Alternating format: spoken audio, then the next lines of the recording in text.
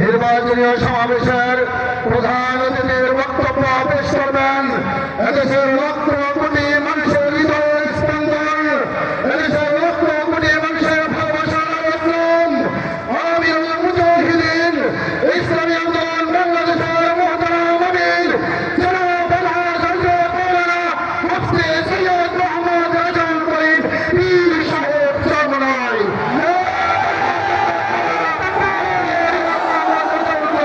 পীর সাহেব চরমনাই।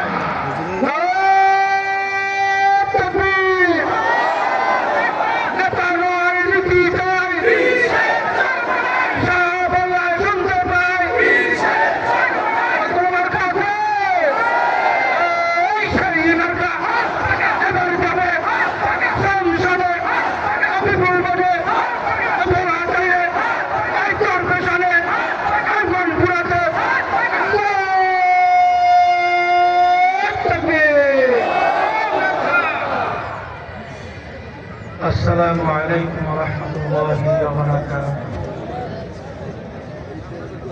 الحمد لله وكفى وسلام على عباده الذين اصطفى. أما بعد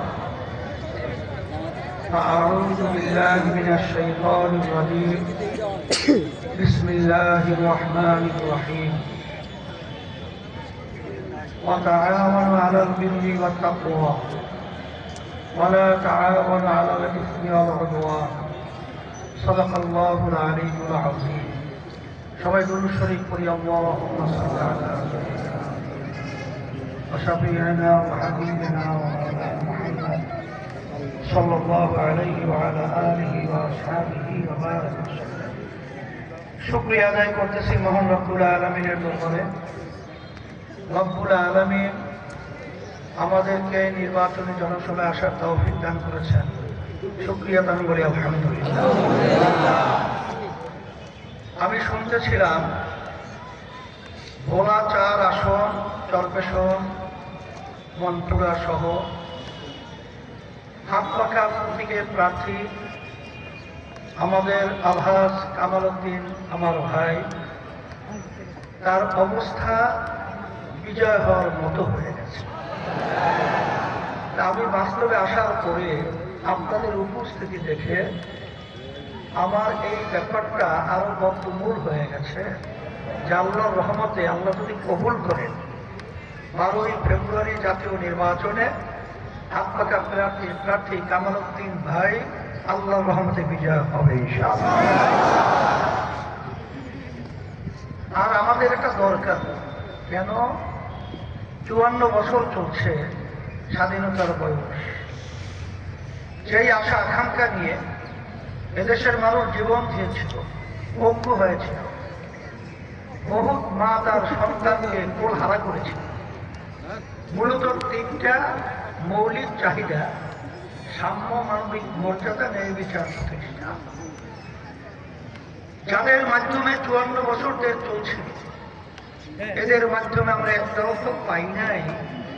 বরঞ্চ আমাদের এই সুন্দর দেশটা আজকে যখন আমরা আসতেছিলাম তখন উপরে থাকা অবস্থায় বলছিল, হুজুর এই এলাকাটা এবং এই বাংলাদেশটা এত সুন্দর যেটা অন্য অন্য দুনিয়ার বিচারে বিরল। যাদের মাধ্যমে দেশ পরিচালিত হয়েছিল, এদের মাধ্যমে এই দেশটা একবার দুইবার নয় 5 বারের মতো এরা এই দেশটাকে চোরের দিক থেকে, দুর্নীতির দিক থেকে ফার্স্ট বানিয়ে আমাদের দেশ এবং দেশের মানুষকে কলঙ্কিত করেছে। এদের পরিচালনায় এই সুন্দর দেশটা একবার দুইবার নয় 5 বার চোরের দিক থেকে ফার্স্ট হলো তো হলোই, আবার হাজার হাজার মায়ের কোলগুলো সন্তান হারা হয়ে গেল। এদেশের টাকাগুলো বিদেশে পাচার করে তারা বেগুন পাড়া তৈরি করলো, এ দেশে বসে অন্য দেশের প্রেসক্রিপশন অনুযায়ী দেশকে পরিচালনা করল। 5ই আগস্ট 2024 গণ অভ্যুত্থানের পরে এখন সুন্দর একটা পরিবেশ তৈরি হয়েছে। আমার ভাইদেরকে, আমার মা বোনদেরকে, আমার মুরব্বীদেরকে, আমার সম্মানিত ওলামায়ে কেরাম সহ আমার যুবকদেরকে, ছাত্রদেরকে বলবো, আজকে 54 বছর পর্যন্ত আমরা বারবার সরকারের পরিবর্তন দেখেছি। আমরা ভোট দিয়েছি যে আশা আকাঙ্ক্ষা লক্ষ্য উদ্দেশ্য নিয়ে, আসলে বাস্তবে আমরা সেই আশা বাস্তবায়িত দেখি নাই। এখন পরিবর্তনের জন্য একটাই নীতি আদর্শ, যেই নীতি আদর্শ হল কাল জয়ী নীতি আদর্শের নাম হলো ইসলাম। আমরা শরিয়া বলে থাকি, অনেকে শরিয়া শুনলে ভয় পায়। শরিয়া ব্যাপারটা কি? ইসলাম মানি শরিয়া। আমরা নামাজ পড়ি, এটা শরিয়া। রোজা রাখি, এটা শরিয়া। হজ করি, এটা শরিয়া। জাকাত দেই, এটা শরিয়া। আমরা বিবাহ শাদীর নিয়ম নীতি শরিয়া। জানাজা নামাজ পড়াইয়া মাইয়াতকে কবরে রাখি, শরিয়া। এখন যারা বলে আমরা শরিয়া বাস্তবায়ন করব না, প্রচলিত আইন অনুযায়ী দেশ চালাবো, আসলে বাস্তবতা হলো এই, বাহ্যিক দেখতে সুন্দর কিন্তু ভিতরটা হলো নাকাল। আমি চিৎকার সহকারে বলছি, এই দেশ যখন 5 বার দুর্নীতিতে চোরের দিকে ফাঁস হয়েছিল, আপনারা যারা ইসলামের সাইনবোর্ড লাগিয়ে, আপনারা যদি দুর্নীতি যাদেরকে বলা হয় তাদের অংশীদার কিন্তু আপনারাও ছিলেন। এ দায় কোন ক্রমে আপনারা এড়াতে পারবেন না। এই জন্য আমি পরিষ্কার ভাবে বলছি, যখন আমরা ইসলামের পক্ষে একটা বাক্স ঘোষণা করেছিলাম, তখন বাংলাদেশের মানুষ স্বতঃস্ফূর্ত সাড়া দিয়েছিল। মানুষ অতি আগ্রহে দিন সময় তুলছিল, কিন্তু দুঃখ সহকারে বলতে হয়, যখন এই অবস্থা দেখেছিল, তখন ইসলামের পরিবর্তে ওরা ক্ষমতা, স্বার্থন্বেষী মহল আজকে নতুন ভাবে আবার আমেরিকার সাথে গোপনে বৈঠক করে, ভারতের সাথে গোপনে বৈঠক করে। আমরা পরিষ্কার বলছি, আমরা আমেরিকা ভারতের ইনসাফ দেখতে চাই না, আমরা মদিনার এবং ইসলামের ইনসাফ দেখতে চাই।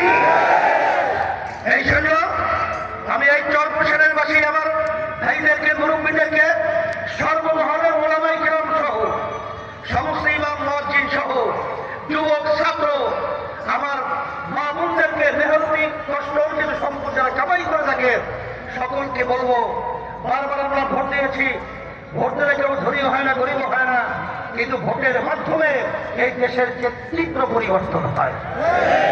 কথা ঠিক কিনা? এই জন্য আমি পরিষ্কার ভাবে আপনাদেরকে আহ্বান হিসাবে কামাল ভাইয়ের পক্ষে, ইসলামী আন্দোলন বাংলাদেশ হাত পাকা প্রতীকের পক্ষে আমার নানাবাড়ি কিন্তু ভোলা নেই।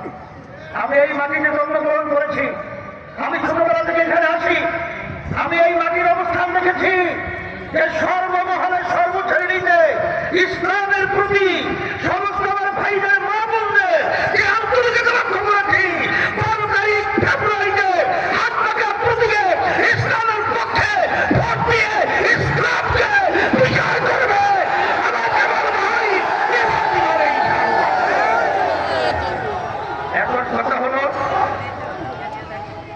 আমি সকলকে পরিষ্কার ভাবে আবারও অনুরোধ করছি, আর মাত্র কয়েকটা দিন বাকি রয়েছে, আর কাল খেগুন না করে আমাদের রুটিন পরিবর্তন করে রাত্র দিনকে না তাকিয়ে আমার ভাইদের কাছে যাব, আমার মা বোনদেরকে দাওয়াত পৌঁছাবো। এরপরে দেশের পরিবর্তনের জন্য এবং এই দেশের ভিতরে ইনসাফ রক্ষার জন্য হাত পাকা প্রতীক ইসলামের বাক্স একটাই, সেই বাক্সে আমরা ভোট দিয়ে কামাল ভাইকে বিজয় করব। এই আশা কে কে করতে হবে? হাত উঠে আল্লাহ দেখো, আল্লাহ দেখুন, আল্লাহ আপনি দেখেন, আল্লাহ আপনি কবুল করে নেন। আলহামদুলিল্লাহ, হাত নামান। আমি আপনাদের সামনে হাত পাকা প্রতীক, শান্তির প্রতীক আমার কামাল ভাইয়ের হাতে উঠিয়ে দিয়ে আপনাদের কাছে আমি আমানত হিসাবে রেখে গেলাম। আল্লাহ যেন তাকে 12 ফেব্রুয়ারি 2026-এর জাতীয় নির্বাচনে আল্লাহ যেন তাকে বিজয়ের ফুলের মালা আল্লাহ গলায় পড়ায়। আর যদি সে হয়, আমি অত আপনাদের উন্নয়নের কথা বলতে পারি না, তবে এতটুকু বলতে পারি যে আল্লাহর ফজল করবে, আপনাদের প্রতিটা মানুষের মুখে আল্লাহর ফজলে হাসি ফুটবে। আল্লাহ রাব্বুল আলামিন আমাদেরকে কবুল করুক। রব্বানা আতিনা ফিদ দুনিয়া হাসানাতাও ওয়া ফিল আখিরাতি হাসানাতাও ওয়া কিনা আযাবান